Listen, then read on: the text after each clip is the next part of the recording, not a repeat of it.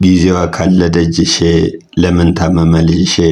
ዛሬ ስለ ጊዜዋ ተክል አስገራሚና አስደናቂ የጤና ፍቱንነትና የምታድናቸውን በሽታዎች በደንብ ነግራችኋለሁ።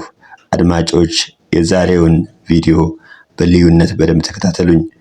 ጊዜዋ ለዓይነ ጥላ፣ ጭንቀት ለማስወገድ፣ የወንድ ድክመተ ወሲብን ያክማል፣ እንቅልፍ ለሚከለክላቸው ፍቱን ነው። ለነርቭ ህመምተኞች፣ ለፀጉር መቁሰል ወይም ለፎረፎር ፈንገስ የጤና ሻይ ለማዘጋጀት ወዘተ ይጠቅማል። ጊዜዋ በኢትዮጵያውያን የባህል ሕክምና አዋቂዎች ዘንድ ለብዙ በሽታ ማከሚያ እንደሚውል እርግጥ ነው። እንዲሁም ዓለማትም በዘመናዊ መልኩ ዘርፈ ብዙ ጥቅም ያለው ሕክምና ሲያዘጋጁበት ይስተዋላል። በህንድ፣ በቻይና፣ ጀርመን፣ አሜሪካ፣ ፍራንስ በተለያዩ ዓለም ጊዜዋ ትልቅ አስተዋጽኦ ታደርጋለች። እኛ ኢትዮጵያውያን ደግሞ የጊዜዋ ስርና ቅጠል ዘሩ እስኪጠፋ ከስሩ በመንቀል ለጭሳጭስ ብቻ መጠቀማችን ሊታሰብበት ይገባል።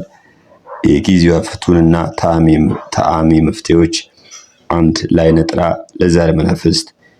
የጊዜዋ ስርና ቅጠል በብዛት አሰባስበው ከከርቤ ዕጣን ጋር በመቀላቀል ማታ ማታ ተሸፋፍነው በትንሹ የለኩ በከሰል እሳት እየጨመራችሁ መጣጠን ለ7 ቀን ያክል ይጠቀሙ። ዓይነ ጥላና ዛር መናፍስትን ያስወግዳል። 2. ለጭንቀት፣ ትል ያልበላው የጊዜዋ ቅጠል በንጹህ በማዘጋጀት የደረቀውን ጧትና ማታ አንዳንድ የሾርባ ማንኪያ በመለካት ትንሽ ማር ጨምረው እንደ ሻይ ያፈሉ ለ5 ቀን በሻይ ብርጭቆ መጠጣት ፍቱን ነው።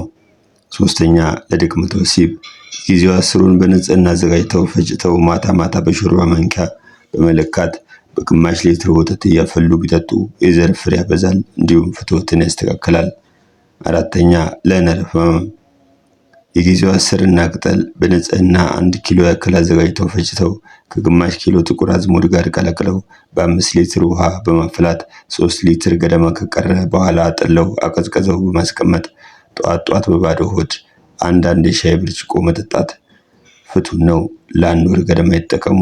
5. እንቅልፍ ለሚከለክላቸው፣ የጊዜዋ ፍሬ በብዛት ለቅመው ፈጭተው ማታ ማታ በስሱ በአፍንጫው በማሽተት እንቅልፍ ማምጣትን ይችላሉ። እንቅልፍ ማጣትም እስከ መጨረሻው ይሰናበታል። 6. ለፀጉር መቁሰል ወይም ለፎረፎር፣ የጊዜዋ ቅጠል በእርጥቡ ጨቅጭቀው ከንጹህ የፀጉር ቅቤ ጋር በማቀላቀል አንዳንድ የሾርባ ማንኪያ በመለካት መላ ራስዎትን በመቀባት ለ4 ሰዓታት ያክል አቆይተው ይታጠቡ ፍቱን ነው። 7. የጤና ሻይ ማዘጋጀት፣ ጊዜዋ በተለያዩ እጽዋት ተመራማሪዎች በተደረገ ጥናት ከ12 በላይ በሽታ እንደሚያክም ተረድተዋል።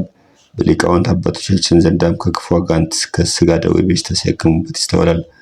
ከዚህም የተነሳ ማንኛውም የጤና ቀውስ ቢደርስብን የጤና ሻይ አዘጋጅተን ብንጠቀም ድንቅ ፈውስ እናገኝበታለን። አዘገጃጀት፣ የጤና ሻይ ማለት ነው።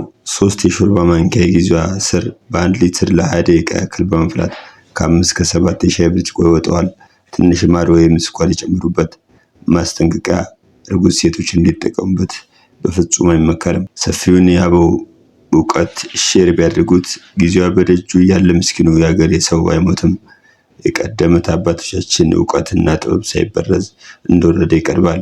የአያቶቻችን እጽዋት ጥበብ በሕይወቱ ላይ ለሚያጋጥሙ ችግሮችና መፍትሄዎቻቸው ክፉ መናፍስትን እንዴት ማራቅ እንደምንችል የብራና መጻሕፍትና ጥቅማቸው በዚህ ቻናል ይዳሳሉ። ሰብስክራይብ አድርጉ። ኢትዮጵያዊነት ታላቅነት